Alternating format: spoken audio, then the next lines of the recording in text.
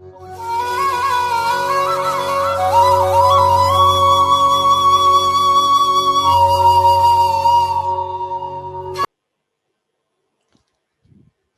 student, this is Darkness sir, and today we are continuing with our previous content. As all of you know, we are studying about the unit number second, okay, of the compilers, and from today we have to continue with the online lecture. As all of you know, we cannot conduct the lectures physically. So once again, I welcome you all in this online lecture series. And last time in the physical lecture sessions, we have studied in the second unit up to the predictive parser. Our topic of the predictive parser was going on, and so today we will start with the that point only. So already we have studied what exactly is the parsing is. So already we know parsing is nothing but the kind of process where we construct the syntactic structure, or where we construct the parse tree from the given set of tokens, where that set of tokens we receive from the first phase of compiler, that is the lexical analyzer. So parsing is nothing but actually the process of determining whether the sentence can be syntactically correct, can be generated with the help of the grammar or not. So we can say the parsing is nothing but the process of determining whether the sentence or the set of tokens or stream of tokens are forming the sentence, whether that sentence is grammatically correct or not, or syntactically correct or not, whether the syntax of that particular sentence is correct or sentence is correct or not. That is being checked with the help of the grammar. And as all of you know, in order to construct the syntax analyzer, we utilize the context-free grammar for the higher level language. Okay. So in order to do the parsing, we have to utilize the context-free grammar. Now, grammar which don't have any restriction on utilization of their production rules, that particular grammar we call it as a context-free grammar. So this concept already we have discussed in the physically when we have conducted the lectures in the classroom. Okay. So also the parsing generally consists of finding the derivation of the string according to the grammar. Finding the derivation of the string in the sense means to check whether the string can be derived using the particular grammar or not.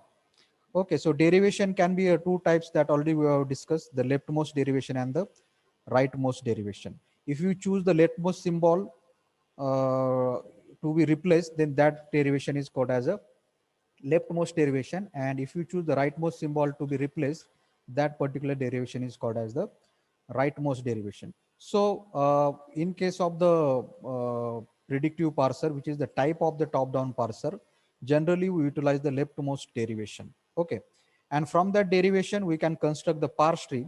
If the parse tree can be constructed, then we can say the syntax of the particular sentence is correct, or syntax of the particular stream of tokens is correct.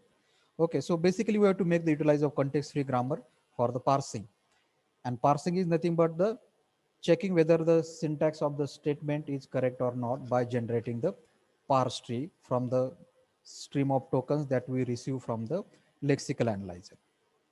So in the lexical analyzer, which is being also in case of the syntax analyzer, we have to utilize the different production rules, and that production rules nothing but the are part of your context-free grammar, which is given. So basically, syntax analyzer, where we check the syntax of the statement, and you have to check the syntax of the statement, we have to make the utilization of the context-free grammar. Okay, and from that context-free grammar, we have to utilize the different production rules, and according to the utilization of production rules, the dividation of parsing is being done. Okay, so if you choose the non-terminal to be replaced by the terminals, then that is being referred as a derivation. And if you choose the terminal to be replaced by the non-terminal, then that particular way of implementing the production rule, that is called as a reduction. So on the basis of that, there are the two types of the parsing, and that two types are the first is the top down parsing, and second is the bottom up parsing. Okay, so if you start deriving the string from the root side up to the leaves, then that particular parsing is called as a top down parsing. And if you start deriving the string from bottom side to the top up to the root, that particular parsing is called as a bottom up parsing. So way of parsing is only the different. Aim of both of these parsing is the same. Our aim is what? To check whether particular stream of tokens which is forming the sentence, or whether particular string is syntactically correct or not. That we are checking with the help of the these two techniques. First is the top down parsing, and another technique is the bottom up parsing. Okay, result of both of these technique is same. So result conclusion we are going to get is whether that particular string or sentence or stream of token is syntactically correct or not. That we are going to decide with the help of this top down parsing or bottom up parsing. Okay, then this is the dividation of the parser that further we are going to study. So generally the top down parser or the bottom up parser used to build the parse tree. And as you can see here, I have mentioned the top down parser build the parse tree from the root to the bottom, build the parse tree from the root to the leaves, and that is the reason it is called as a top down parsing. Okay, so here also I have mentioned the top down parse related with the pre-order traverser of the parse tree. Pre-order traverser of the parse tree means traversing the parse tree from the left side. That is the reason it is being referred as a pre-order traverser of the parse tree. Okay, so leftmost derivation we are going to apply at each step when we are going to derive some particular string. Okay, now top down parser, also there are the various types of the top down parser are there. Some of the top down parser require the backtracking, some of the top down parser don't need the backtracking. What exactly the backtracking, that in the physical lecture we have seen.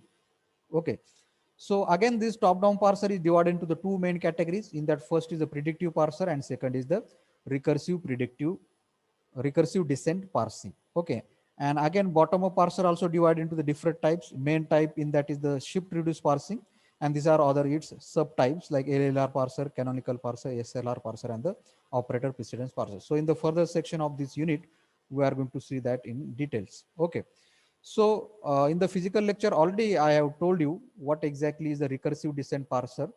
Okay, let's recap it once again. So recursive descent parsing take the input, okay, and try to derive the that input string. If that input string can be derived correctly by using the grammar, then we can say that particular string is syntactically correct. So in case of the recursive descent parser, it consists of the different functions for the different non-terminal which is part of your grammar. Now this is the grammar we are taking for the example, and this is the string we have to derive using this grammar. Understood? So in case of the recursive descent parser, for each of these non-terminal, a procedure or the functions are written. Okay, that is I have mentioned here. Several small function for each non-terminal are written in the grammar. Okay, so a procedure or the function is associated with each non-terminal of the grammar. So how to write that procedure and function, that in the physical lecture we have seen that example. Okay, here we are just going to implement the practical example. So main thing in case of the recursive descent parser is what? It requires the backtracking. Understood? Now what exactly the backtracking, why it is required? Let's see. So main thing in case of the recursive descent parser that you should keep in mind, that this parser don't give us any idea about which production rule we should utilize. So sequentially we have to choose the production rule one by one. So now here we have to derive the string read. This string we have to derive using this particular grammar. So we'll start with the starting symbol. Okay, so we start deriving from the starting symbol. Okay, so this production rule we have to utilize here, starting production rule. So it is deriving to the RxD. So if you try to match our string with this, our first R is matching here. Okay, and then we move forward to the next input symbol, that is the small e. But you can see there is a next symbol is the non-terminal. So again we have to simplify this non-terminal. We have to utilize the production rule for this non-terminal. So production rule here we have the OA. So we derive the we simplify these. We utilize this production rule where the non-terminal X is giving the O and A. So we extend the parse tree further. Again we check. Again we check our input. So first we check our first input. R is matching, yes. Second input is the E. So E is not matching here. Is the E is matching here? No. Is the E is matching here? No. So this production rule is not satisfying our what we can say, the deriving the particular input string read. Okay. So what can be done then? Then you have to go back. You have to go back to the previous step, and again you have to check the next production rule, so that you can determine whether using this production rule we can derive this string or not. So going back to the previous non-terminal previous stage, that is called as the backtracking. And so as I said, the recursive descent parser require the backtracking. Okay. Again here we go to the and we take the next production rule. So here we get the result of that production rule. X is giving us the production rule EA. So again we check our input. R is matching, yes. E is matching, yes. A is matching with our input, yes, and D is also matching. So here, this is nothing but the deriving our particular input string according to this grammar. So we can derive this input string. It means this is syntactically correct string. Understood? And this, because this can be derived with the help of this context-free grammar. But here we have to utilize the backtracking principle, and because of that, if the string is too long and grammar is also too large, so in that case, sequentially production rule we have to utilize, and because of that, a lot of time consumption can be happen because of this principle of the backtracking. So that is the main disadvantage of the recursive descent parser. Because of that, it is not being preferred in designing of the compiler. Okay. So then let's move forward to the next type of our parser, that is our predictive parser. Okay. Now predictive parser has the capability to do the prediction. Now to do the prediction means what? Prediction regarding which production rule to be utilized. Now, in case of the previous type of the parser, that is the RDP, we are choosing the production rule sequentially. But predictive parser give us the idea. It give us the what can I say, the feature of the prediction. Which production rule you should choose to replace the to derive the particular input string, to get the particular input string, or to check the particular syntax of the input string. So that is the reason name given to this predictive parser, name given to this parser as a predictive parser. And this one of the best advantage of this, it doesn't require any backtracking, so that disadvantage of time consumption is also removed in case of the predictive parser. Okay. So number of things we have to utilize in the predictive parser. We utilize the look ahead pointer. Okay, look ahead pointer means what? Suppose we have the input like this, id plus id into id. Now this particular input string we have to check whether it is syntactically correct or not. So this input string is being tracked with the help of this look ahead pointer. Now this is the look ahead pointer which gives the idea which input symbol we have to, which input symbol we are trying to derive now with the help of this predictive parser. Okay. So that is the reason here I have mentioned the predictive parser uses the look ahead pointer which point to the next input symbol. So if this input symbol match, then we move forward to the next input symbol. In this way, we go until we encounter this large symbol, that is the dollar. Now this dollar symbol indicate the end of the that particular string. Now this string we have to derive one by one input symbol. We have to match with the help of the given production rules. Okay. Which is where the production rule will be the part of your context free grammar. Okay. So here we are going to utilize the context free grammar, and we will try to derive this string. And here, to keep the track of which input symbols are being matched, to do that, we use the look ahead pointer. Okay. So here you can say, to make the parser backtracking free, predictive parser have put some constraint. There is a certain kind of grammar is being utilized in case of the predictive parser. Okay. Now, which kind of grammar is utilized in the predictive parser? That particular grammar is referred as a LLK grammar. Okay. Now here meaning of the K is nothing but how much, how many input symbol we are going to see at a time to match it with the our particular production rules. Okay. So here we are, in case of the predictive parser, we are going to focus on only one input symbol at a time.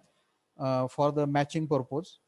And that is the reason, as predictive parser only focus on only one input symbol of the string at a time, that is the reason the predictive parser is also called as a LL1 parser. Okay, here we are going to concentrate on only one input symbol at a time. That is the reason here one indicate the, we are going to focus on one look ahead symbol at a time. And that is the reason from that the name given to the predictive parser is also the LL1 parser. Okay, now what exactly that LL1 stands for, that also we have discussed before. Let me tell you once again. So LL1 grammar is the also the subset of context free grammar with some restriction. Now let's see what exactly this LL1 stands for. So in the LL1, the first L stands for the parsing the input from left to the right, and second L in the LL1 stands for the leftmost derivation. Okay, and one means one input symbol of look ahead. Okay, one means one input symbol of the look ahead at a time we'll choose in order to do the parsing. So here the in the diagrammatic form also it is being represented. Okay, now what are the steps we have to follow when you are utilizing the predictive parser to parse the particular string. So the steps we have to follow are nothing but this: removing the unreachable production from your grammar, removing the ambiguity from the grammar, elimination of left recursion, left factoring the grammar, and most important, finding the first and follow and constructing the parse table. So these are the things already in the classroom when we have conducted the lecture physically, that already we have seen. Okay. So now here you can see the what kind of steps we have to follow. Now here you can see the different kind of data structure that we have to utilize in constructing the predictive parser. Okay, or utilizing the predictive parser to parse or to derive some string. Now here input contain the what are that different data structure we have to utilize in the predictive parser. That data structure nothing but the first thing is the input buffer. Okay, what we have to utilize the input buffer. Second thing we have to utilize is the stack. Okay, stack, what the stack will contain? Stack contain the sequence of grammar symbol, and at the bottom of stack we have the dollar. Okay, and here in case of the input buffer we have the dollar at the end of that particular string, which indicate the right end marker of the string. Initially our stack contains the starting symbol of the grammar preceded by the dollar symbol. Okay, where this dollar symbol indicates what? The end of that particular what you can say here in case of the stack, dollar symbol indicate the bottom of the stack. Okay, now what exactly our parsing table is consist of? So here our parsing table is consist of the two-dimensional array. Okay, what? The two-dimensional array, where the two-dimensional arrays look like this, where this capital A indicate the non-terminal and the small a indicate the terminal symbol. Okay, so this is nothing but our parsing table. In the example we will see what exactly the parsing table look like.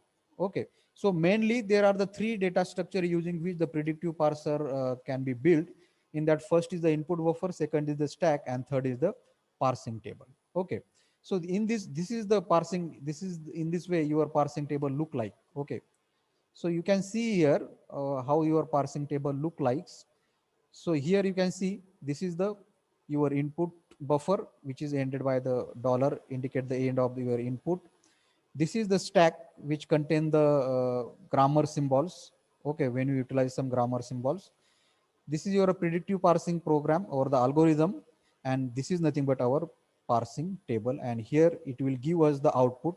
Now what will be the output? Output will be whether that string is syntactically correct or not, or whether that string is successfully parsed or not. If the string is successfully parsed, it means the syntax of that string is correct, syntax of that particular stream of token is correct, syntax of that particular sentence is correct. That is the meaning of the successful parsing. Okay, now you know, to construct this parsing table, two important function we have to utilize. Okay, you know, to construct this parsing table, two important functions we have to utilize. In that, first function is the name of the first function is the first function itself, and name of the second function is the follow function. Now with the help of these two functions, first and follow, we are going to construct the parsing table. Okay. Now, how to construct the first and follow, that also in the physical lecture we have seen. Now here we directly focus on the example. Okay. Now here you can see this is the string we have to parse, means this is the string we have to check whether it is the syntactically correct or not. Means we have to check whether this sentence is syntactically correct or not. And for that, in order to check that, we have given this grammar. Okay, in order to check that, we have to given this grammar. Now, first thing we have to check whether this grammar is left recursive, because already we have seen the top-down parser is having some restriction, and one of the restriction is what? The top-down parser cannot work with the left recursive grammar. Now, how to identify the left recursive grammar? If the left-hand side of the grammar is similar to the leftmost symbol of your RHS, then in that case, that grammar is called as a left recursive grammar. And we know the disadvantage of left recursive grammar is what? The left recursive grammar cannot be parsed, it cannot be utilized for the parsing in case of the top-down parsing, because it is taking us to the infinite loop. That is the disadvantage of utilizing the left recursive grammar. Now, if this kind of grammar is given, that grammar you have to convert into the right recursive grammar. And how to convert this in the physical classes, we have seen how to convert this. So that will be this will be the result of our conversion, where we have convert this left recursive grammar into the right recursive grammar. So right recursive grammar is nothing but what? When the left hand side of grammar is similar to the rightmost symbol of RHS, that particular grammar is called as a left recursive grammar. Okay. Now, let's see here how to construct the parsing table. Okay, how to construct the parsing table. So here we have given the input string. This input string we have to derive, or we have to parse, or we have to check whether it is syntactically correct or not. Now, in order to do that, first thing we have to perform is nothing but we have to construct the parsing table. Okay. Now, how you are going to construct the parsing table?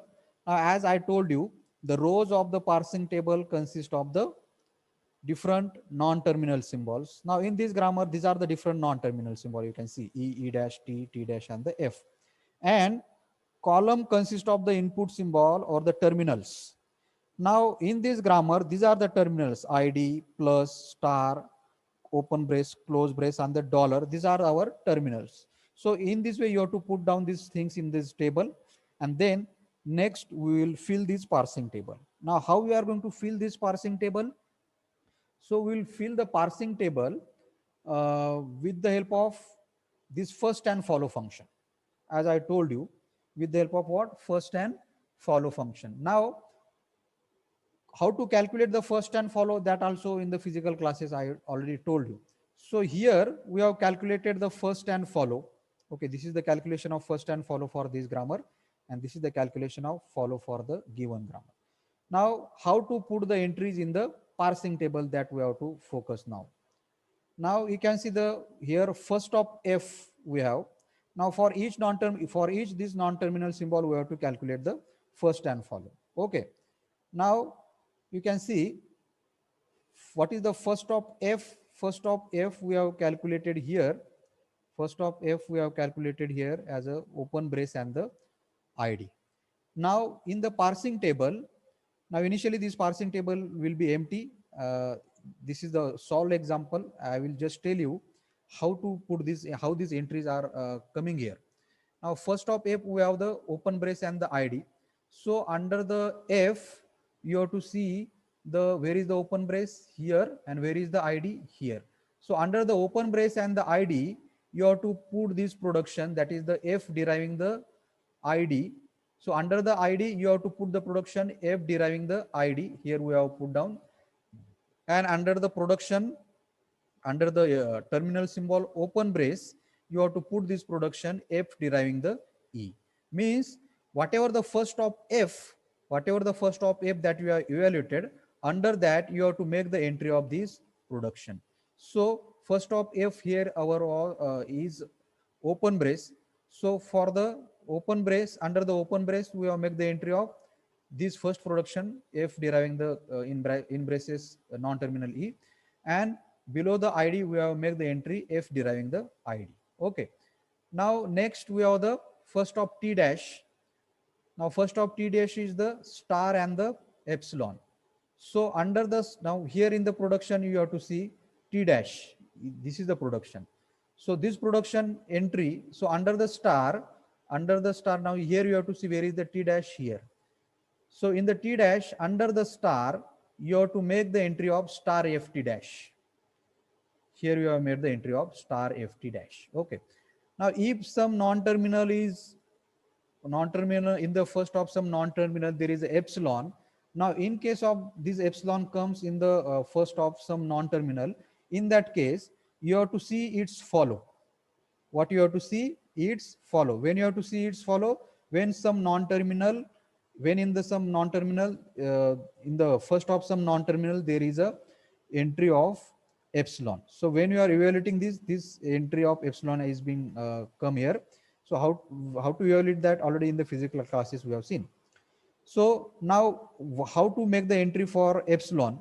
Now in order to make the entry for epsilon, we have to see the follow up T dash. Now what is the follow up T dash? Plus close brace and the dollar. So for the this production, T derives epsilon. So under each of these terminal symbol, you have to make the entry of T deriving epsilon. So here you have make the entry under the plus, because follow up T dash is the plus. Here you have make the entry of T dash deriving the epsilon, because follow up T dash is the close brace and also the dollar. And so under the dollar also you have to make the entry of this T dash deriving the epsilon. So you have to keep in mind when you have to take the follow, when particular first of some non-terminal is in the first of some non-terminal there is a epsilon. So in the first of T dash there is a epsilon. So to make the entry in the parsing table, you have to see the follow up T dash, and whatever the follow up T dash is there, under that you have to make the entry of T dash deriving the epsilon. Next, first of T. So first of T we have the open brace and the ID. So T, under the ID we make the entry of T deriving the F dash. So T deriving the, here T deriving the F3 dash, and also under the open brace also you have to make the entry of T deriving the F3 dash. Okay. Then we have next first of E dash. So first of E dash we have the plus and the epsilon. So E dash is where here. So under the plus we make the entry of E dash deriving the plus T dash. So here under the plus you made the entry of E deriving the plus T dash. Now here comes the epsilon. For this you have to see the follow up E dash. Where is the follow up E dash? Here we have the follow up E dash. So E dash deriving the epsilon, E dash deriving the epsilon, this production rule will be enter for these two terminal symbols, that is the close brace and the dollar. So under the close brace and the dollar, you make the entry of E dash deriving the epsilon. Okay. Then last is the first of E. So first of is the open brace and the ID. So first of is the, here you have to see the production rule, E derive the T dash. This production rules entry you have to make under the ID and under the open brace. So in this way, your parsing table will be get constructed. Understood? So main thing here is nothing but you should able to evaluate the first and follow, and later on this how to make the entry, that already we have told. Here one thing you keep in mind, whenever there is the dollar, whenever in the first of any non-terminal symbol epsilon come, then in order to make the entry of for that you have to see the particular follow up particular non-terminal symbol. If first of in the first of T dash epsilon comes, now in order to make the entry of T dash deriving the epsilon, you have to see the follow up T dash, and under the follow up T dash you have to make the entry of T dash deriving this epsilon. Okay, so in this way, for any given grammar and in order to derive the any input string, you can make the entry in the parsing table in this way. Okay. Now next is nothing but our how to, now this is the second step, that is construction of the parsing table. Okay, previous to before that step was what, evaluating the first and follow. Okay, and before that also you have to perform the one step, that is the identification of the grammar. So first step is what, for the given grammar check whether the grammar is left recursive. If it is left recursive, convert into the right recursive. This is the first step. Second step is nothing but the for that given grammar construct the first and follow, and third step is constructing the parsing table, and last step is nothing but our construct deriving the particular string. When particular string is given, Now we have given the particular string id plus id into the id. Now how to derive that we will see.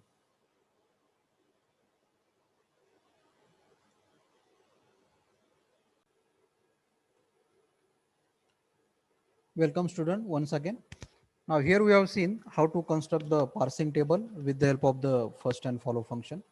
Now our main task we have to perform is nothing but we have to parse this string. We have to check this string is syntactically correct or not.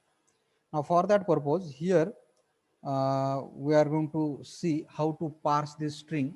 Okay. Now as I told you, the parsing table consists of the three main structure like stack, input, and the uh, uh, parsing table itself. This is our parsing table, and then we have the this is the actions or the outputs.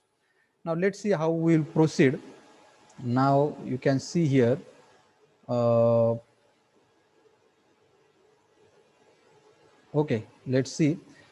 Now, as I told, initially the stack at the bottom of the stack there is a dollar, and above the dollar there is a starting symbol. So our starting symbol of the grammar is what? Non-terminal E. Okay. Now this is already the constructed predictive parser. Okay. This is the solution. Now here I am telling you how we have got this solution. Okay. So initially you have to start with the dollar, and above the dollar there will be the starting symbol. Okay. And here you can see our starting symbol is E. Okay. Now we have to see in the table then E on ID. So this is our input string that we have to check. So you have to see E on ID. Now E on ID, which production rule prediction is happening here? Now here predictive parser is predicting. How it is predicting? With the help of the parsing table. So you have to see E on ID. So E on ID is the production rule is what? E deriving the T dash. Means if you want to derive this first input symbol, that is the ID. Now our look ahead pointer initially point to this input symbol. Okay. Now so you have to derive, to parse this string first. We have to go we have to match these input symbols one by one. Okay. We have to match in the sense we have to check from that given grammar, can we able to parse this string successfully or not. Okay. So let's see now how we are going to do that. We have to see E on ID. So in order to derive the ID, you have to see which production rule you should utilize. So you have to see what E on ID in the production rule, in the, sorry, parsing table. So E on ID in the parsing table, it is telling us that you should utilize which production rule. E derives the T dash.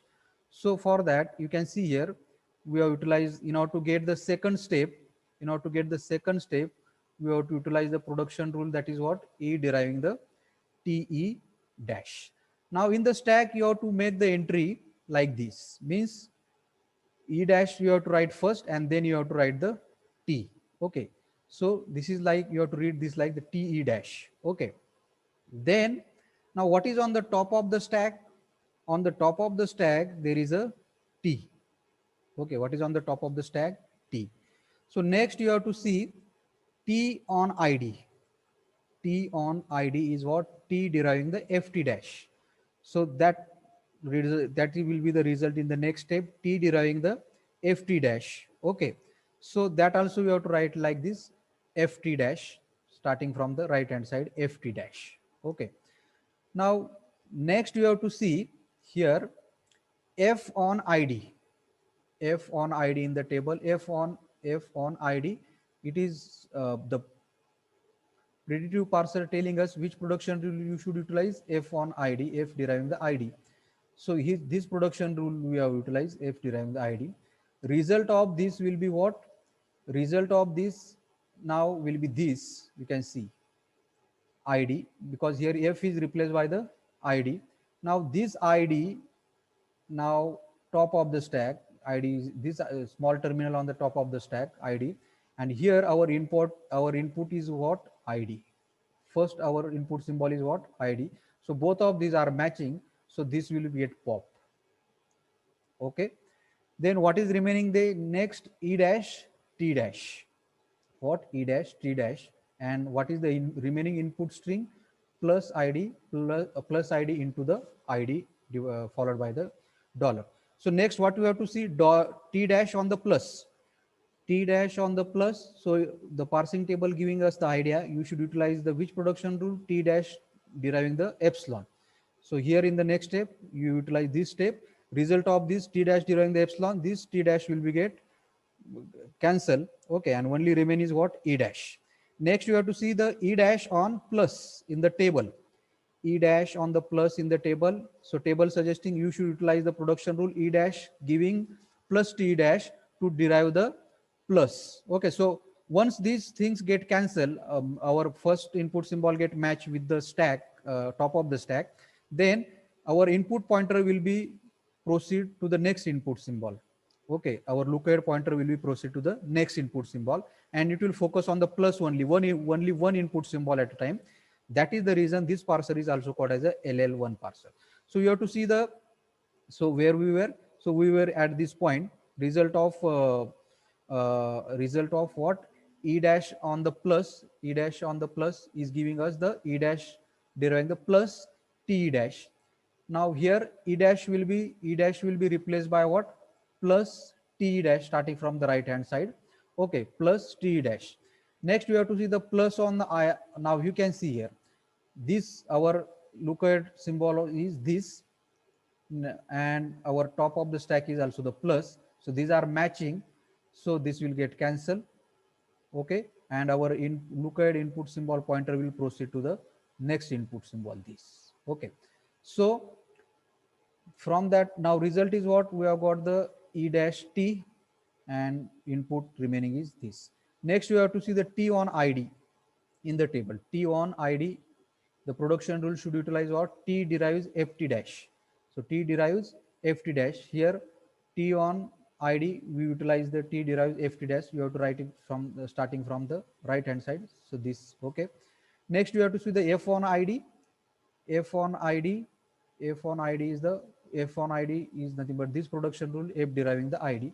So result of this will be the this, and here you can see our lookahead symbol was this. So this is matching with this. So this will get cancelled.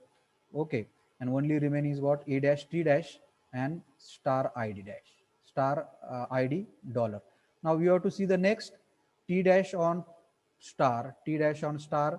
The parsing table telling us you should utilize this production rule. So T dash on the star, we use this production rule. Result of that will be the this star ft dash E dash.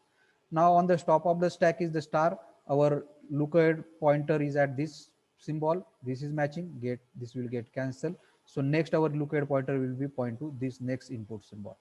Okay. So what is remaining now? E dash T dash F. So top of the stack is what? This F. So again we see F on ID. So again F on ID is also we have the production rule. F derives the ID. So we utilize this production rule. Result of this will be, we will get this, and this with this get match, get cancel. Now lastly our lookahead pointer will point to the dollar. Now what is remaining here? E dash T dash. So here you have to see T dash on the dollar. So T dash on the dollar, T dash on the dollar is production rule, T dash epsilon. The result of this T dash will get cancelled. Again you have to see the E dash on the dollar, E dash on the dollar. This is the production rule you should utilize. Result of this production rule utilization is what? This will get cancelled. On the bottom of the stack, if you have the dollar, and in the input also if you have the dollar, it means the successful parsing has been done. What it means? The successful parsing has been done. And what is the meaning of successful parsing is what? This string, that is ID plus ID into ID, this is syntactically correct. So this is nothing but the predictive parser and how it works. So you can see we don't have to think anything about which production rule to utilize. The predictive parser automatically giving us the idea using the parsing table which production rule you should utilize. So there is a no backtracking you can see as compared with the recursive descent parsing, and that is the reason this is the better than the recursive descent parsing. Here also I have written, if we get the dollar at the end of the stack as well as we get the dollar on the right side of the input buffer, it means given string is syntactically correct. Here we have got the dollar at the bottom of the stack. Here we have got the dollar at the right side of the input buffer. It means parsing has been successfully done and this string is syntactically correct. Okay. So in this way, you can take the other different example and try to parse the string. Now for your practice purpose, here I have given you the uh, uh, example. Next, I have given you the example. Okay. This is the example that you have to solve. Construct the predictive parser or the LL1 parser for the following grammar and parse the string. Here you have to parse the which string you have to parse? ACDB. And you are given the context free grammar, this. Okay. Now here also I have given you the hint how you can proceed to parse this string using the predictive parser. Steps I have mentioned. Check whether the given grammar is left recursive or not. First thing you have to check. Evaluate the first and follow for given grammar. Construct the parsing table and validate the string. Means do the parsing. Means do the parsing like this. Do the parsing like this by putting the at the bottom of the stack dollar and taking the starting symbol here of your grammar and putting your input string here and go by parsing the way I told you here. Okay. So I told you how this parsing is being done by matching these different things I told you. Okay. Now, another question is being asked on this topic is nothing but this question, check whether the following grammar is LL1 grammar or not. So most of the time this kind of question is asked, what? Check whether the given grammar is LL1 grammar or not. Now this is the grammar given. Okay, this is the grammar given. Now how you can check the whether grammar is LL1 or not? Now for that purpose, you have to calculate the first and follow for this grammar. Then you have to construct the parsing table for this grammar. So this is the parsing table for this grammar. You can check it. Okay. Now in order to determine whether the particular grammar is LL1 or not, in order to do that, you have to follow these properties of the LL1 grammar. And now properties are given here. First property is what? The given grammar must not be a it must not be ambiguous. It must be a no the given grammar must not be ambiguous grammar. Okay, no ambiguity should be there, and it must not be a left recursive grammar. Then that grammar is called as a LL1 grammar. What is the condition for the LL1 grammar? The grammar should be the non-ambiguous and the grammar should not be the left recursive. Understood? Second important thing is all entries in the parsing table must be unique. What do you mean by the all entries in the parsing table must be unique? Means what? Now you can see in this parsing table entries for different terminal symbols. Entries for different terminal symbols are single entries of the production rules. Nowhere you can see the double entries for the production rules. Nowhere. And that is the reason. Okay, so what we are discussing here, how to identify whether given grammar is a LL1 or not. So for that, you must understand and you must able to keep in mind these properties. First in that, grammar must be a non-ambiguous. I told you which grammar we call the ambiguous, which grammar we call the non-ambiguous. How to convert the ambiguous into the non-ambiguous, that also I told you. Second, in that grammar must not be a left recursive grammar must be a right recursive. Then that grammar we call as a LL1. Second thing is what? All entries in the parsing table must be unique for LL1 grammar. Means for this grammar, entries in the parsing table must be unique. What is meaning of that? Here I have mentioned there should not be two production rule entries for the same terminal symbol in the parsing table. Means for this plus, in case of the non-terminal symbol T dash here, only one entry is there. Okay. For E dash, for the terminal symbol star, only one entry is there. Okay. Now, if for the E dash, in order to derive the symbol star, if there is a one more entry in this particular column, okay, then in that case we cannot say what is the meaning of one more entry for the same terminal symbol in this column. Meaning of that will be what? Meaning of that will be the parser will not able to determine which production rule to be utilized in order to derive this particular symbol, or in order to parse this particular symbol which is part of the string. What I am saying, suppose consider here in case of the f deriving this plus, here are the productions are like these.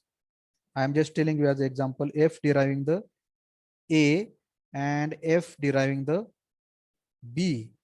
Now here you can see the two production rules are there in the same column for the terminal symbol plus. If this kind of situation is coming when you are constructing the parsing table for certain grammar, in that case, then that particular grammar will not be considered as a LL1 grammar. Understood? That is the meaning of this. There should not be two production rule entries for the same terminal symbol in the parsing table. So two production rule entry in the sense what? The parser will be get confused whether this production rule to utilize or this. Understood? So that particular grammar is not considered as a LL1 grammar. So LL1 grammar is having the unique entries for each particular terminal symbol. Okay, you can see there for each particular symbol. Now for each particular terminal symbol, there are the unique entries related with the particular non-terminal symbols. You will not see anywhere in the column two production rule entries. Understood? So the question here which is being asked, check whether the grammar is LL1 or not. So this grammar is this grammar is what? LL1, because here in this parsing table, we don't have any double entries of the production rule for particular terminal symbol. Understood?